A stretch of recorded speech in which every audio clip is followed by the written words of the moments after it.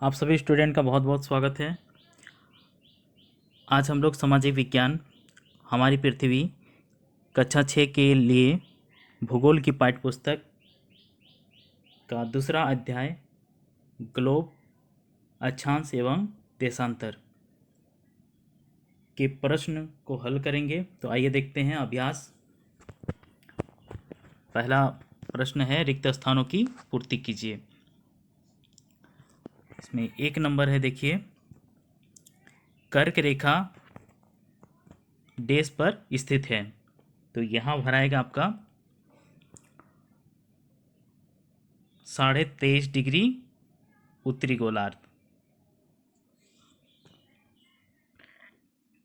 फिर से देखिए, कर्क रेखा 23.5 डिग्री उत्तरी गोलार्ध पर स्थित है।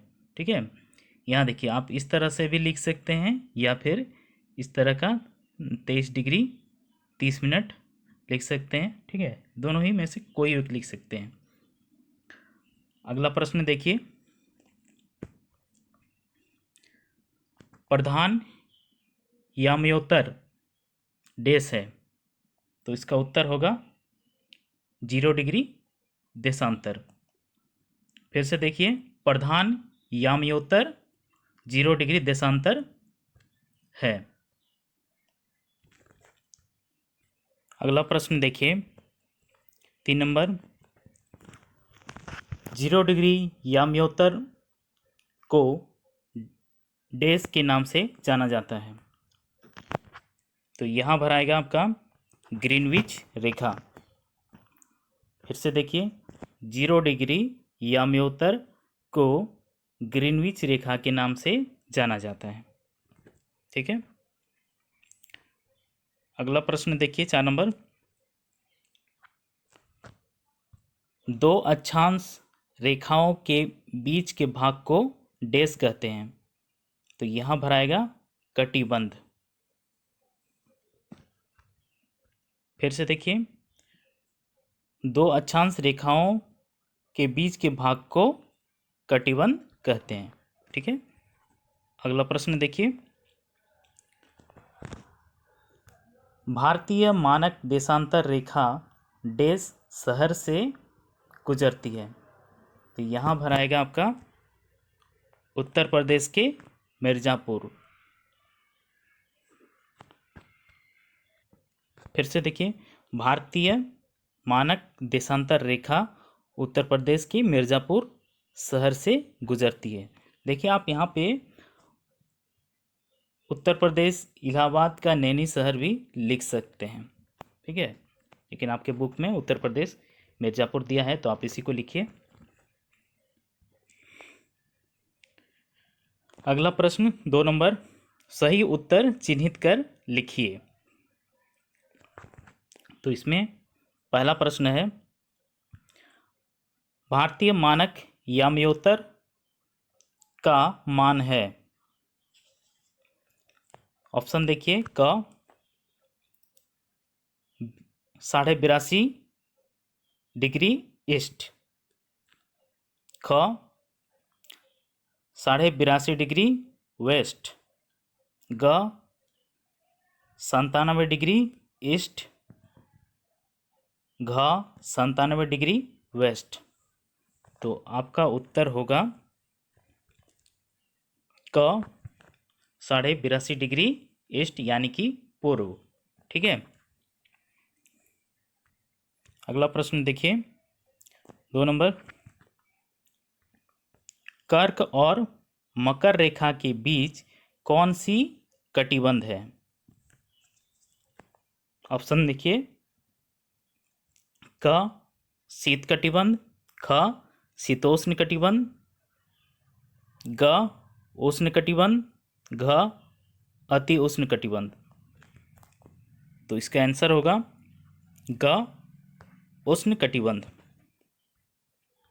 अगला प्रश्न देखिए, 3 नंबर, उत्तरी ध्रुवीय किस वृत्त में स्थित है। ऑप्शन क पूर्वी गोलार्ध, ख दक्षिणी गोलार्ध, ग उत्तरी गोलार्ध, घ पश्चिमी गोलार्ध। तो आपका उत्तर होगा ग उत्तरी गोलार्ध।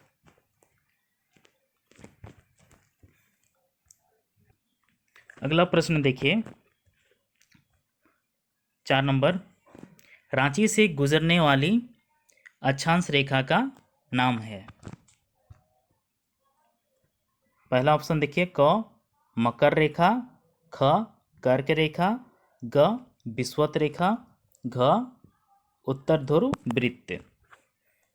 तो आपका उत्तर होगा ख कर्क रेखा। ठीक है, ये रांची से होके गुजरने वाली अक्षांश रेखा है। अक्षांश रेखा देखिए भारत के 8 राज्यों से होकर गुजरती है। आगे हम लोग फिर इसको पाएंगे। अगला प्रश्न देखिए, निम्नलिखित प्रश्नों के उत्तर एक वाक्य में दीजिए। पहला प्रश्न है इसमें, अक्षांश और देशांतर रेखाओं के जाल को क्या कहते हैं? तो उत्तर देखिए, अक्षांश और देशांतर रेखाओं के जाल को ग्रिड कहते हैं। ठीक है, अगला प्रश्न देखिए 2 नंबर, देशांतर रेखाओं की कुल संख्या कितनी है? उत्तर देखिए, उत्तरी ध्रुव से दक्षिणी ध्रुव को मिलाने वाली 360 रेखाओं को देशांतर रेखाएं कहा जाता है। ठीक है, अगला प्रश्न देखिए 3 नंबर, अक्षांश रेखा किसे कहते हैं?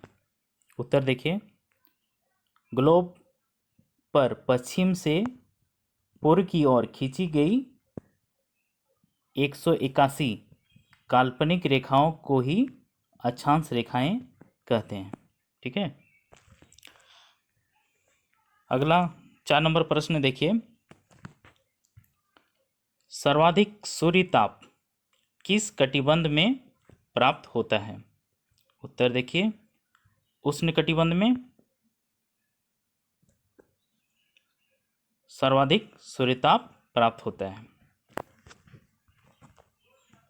अगला प्रश्न देखिए 5 नंबर, मकर रेखा का अक्षांशीय मान क्या है? उत्तर देखिए, मकर रेखा का अक्षांशीय मान 23.5 डिग्री दक्षिण साउथ है। ठीक है, एस मतलब साउथ। अगला प्रश्न देखिए 4 नंबर, लघु उत्तरीय प्रश्न है ये। इसका पहला प्रश्न है, ग्लोब क्या है? उत्तर देखिए, ग्लोब पृथ्वी का लघु रूप में एक वास्तविक प्रतिरूप है। ये विभिन्न आकार एवं प्रकार के होते हैं। अगला प्रश्न देखिए 2 नंबर, देशांतर रेखा किसे कहते हैं? इसके महत्व को स्पष्ट करें। उत्तर देखिए, देशांतर रेखाएं ग्लोब पर उत्तर से दक्षिण की ओर खींची जाने वाली 360 काल्पनिक रेखाएं हैं। अब इसका महत्व को भी जान लीजिए, इसी में है आपका महत्व स्पष्ट करें में। दुनिया का मानक समय भी इसी रेखा से निर्धारित किया जाता है।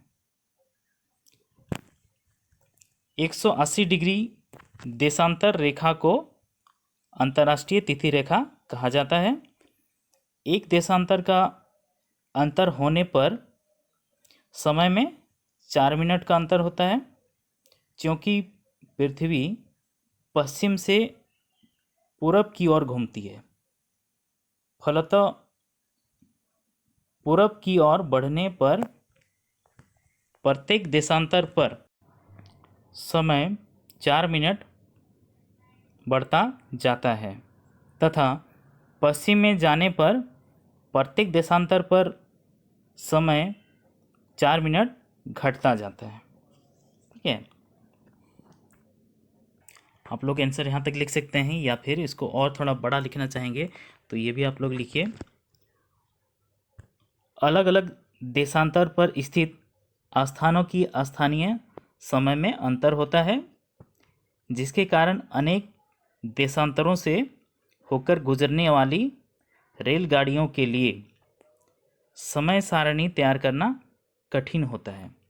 भारत में गुजरात से लेकर अरुणाचल प्रदेश तक के स्थानीय समय में लगभग 2 घंटे का अंतर है, क्योंकि भारत के पूर्वी एवं पश्चिमी भाग के देशांतर में लगभग 30 डिग्री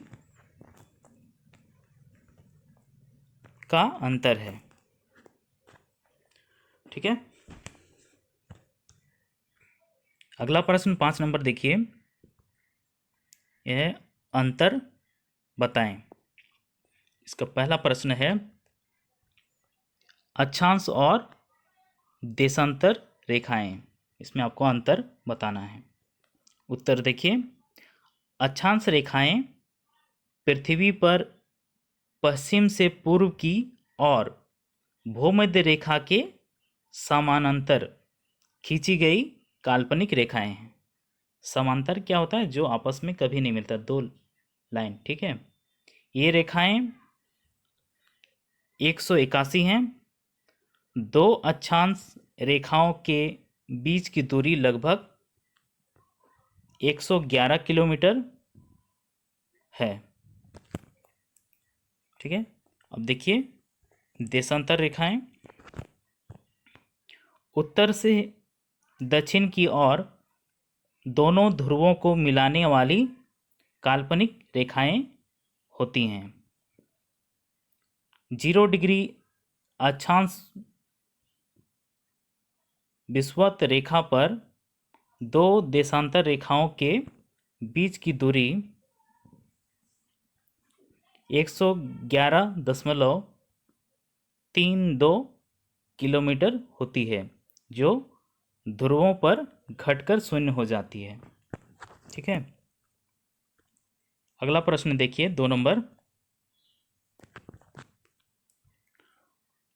उष्णकटिबंध और शीतकटिबंध। उत्तर देखिए, उष्णकटिबंध, इस कटिबंध में जलवायु परिवर्तन की स्थिति नहीं देखी जाती है। यहाँ सालों भर ग्रीष्म ऋतु रहती है। शीत कटिबंध देखिए, इस कटिबंध में जलवायु परिवर्तन की स्थिति देखी जाती है।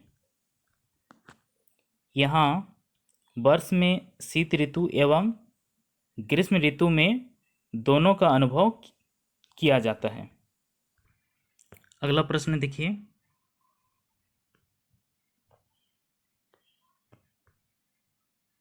छः नंबर, कारण बताएं। पहला प्रश्न है देखिए, सभी देशांतर एक ही लंबाई के होते हैं। उत्तर देखिए, सभी देशांतर एक ही लंबाई के होते हैं, क्योंकि यह सभी रेखाएं पृथ्वी के उत्तरी ध्रुव से दक्षिणी ध्रुव तक अर्धवृत्त होती हैं। ठीक है, इसलिए सभी की लंबाई एक समान होता है। अगला प्रश्न देखिए 2 नंबर, 82.5 डिग्री पूर्व देशांतर को भारत का मानक देशांतर रेखा माना जाता है। उत्तर देखिए, विश्व के देशों में आपसी समझ के तहत मानक योमतर को 7.5 डिग्री या फिर 7 डिग्री 30 मिनट भी इसको पढ़ सकते हैं, देशांतर के गुणांक पर चुना जाता है। देश में किसी भी तरह की समय को लेकर अव्यवस्था ना हो, इसलिए देश के बीच का देशांतर 82.5 डिग्री पूर्व देशांतर को भारत की मानक देशांतर चुना गया है। ठीक है, अगला प्रश्न देखिए 7 नंबर, दीर्घ उत्तरीय प्रश्न है। का पहला प्रश्न देखिए, पृथ्वी के विभिन्न ताप कटिबंधों की मुख्य विशेषताओं का उल्लेख कीजिए। उत्तर देखिए, पृथ्वी को औसत वार्षिक तापमान के आधार पर 5 कटिबंधों में बांटा गया है। ये क्षेत्र भूमध्य रेखा से दूरी के अनुसार बांटे जाते हैं। पृथ्वी के विभिन्न क्षेत्रों में सूरज की किरणें कितनी लंबवत गिरती हैं, यह उस स्थान की भूमध्य रेखा से दूरी पर निर्भर करता है। पृथ्वी के ये 5 ताप कटिबंध निम्नलिखित हैं। देखिए, पहला है उत्तरी शीत कटिबंध। उत्तरी ध्रुवीय वृत्त के उत्तर का क्षेत्र उत्तरी ध्रुव इसका केंद्र है। अगला उत्तरी शीतोष्ण कटिबंध, उत्तरी ध्रुवीय वृत्त और कर्क रेखा के बीच का क्षेत्र। तीसरा देखिए, उष्ण कटिबंध, कर्क रेखा और मकर रेखा के बीच का क्षेत्र। चौथा, दक्षिणी शीतोष्ण कटिबंध, मकर रेखा और दक्षिणी ध्रुव वृत्त के बीच का क्षेत्र।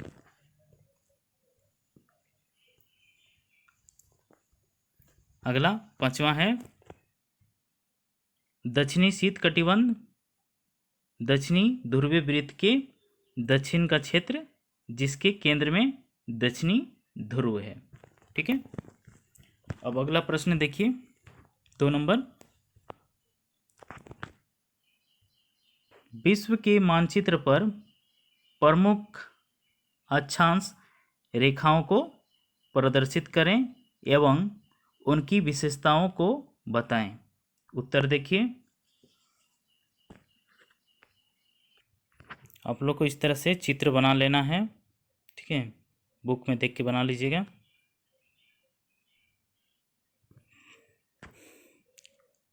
आगे देखिए आंसर,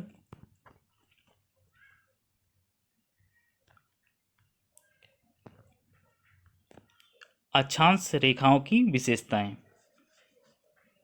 ये रेखाएं पूर्व से पश्चिम दिशा में विषुवत रेखा के समांतर खींची जाती हैं। ये रेखाएं अर्धवृत्त होती हैं। 2 अक्षांशों के बीच की दूरी समान होती है। विषुवत वृत्त से ध्रुवों की ओर बढ़ने पर अक्षांश रेखाएं छोटी होती जाती हैं। अक्षांश रेखाओं की लंबाई समान नहीं होती है। ठीक है, आप लोगों को पाठ का जो प्रश्न था ये यहीं समाप्त होता है। और जो भी बच्चे या स्टूडेंट जो भी देख रहे हैं इसको, अगर आप लोग इसको सब्सक्राइब नहीं किए तो इसको सब्सक्राइब कर लीजिए और अपने सभी दोस्तों को इस चैनल को का लिंक आप लोग भेजिए और उन्हें भी सब्सक्राइब करने के लिए कहिए। इसमें आपको 6 से 10 तक क्लास तक का फिलहाल और आने वाले समय में कॉलेज का भी नोट्स आप लोग को मिलेगा। तो मिलते हैं अगले क्लास में, तब तक के लिए टेक केयर, बाय।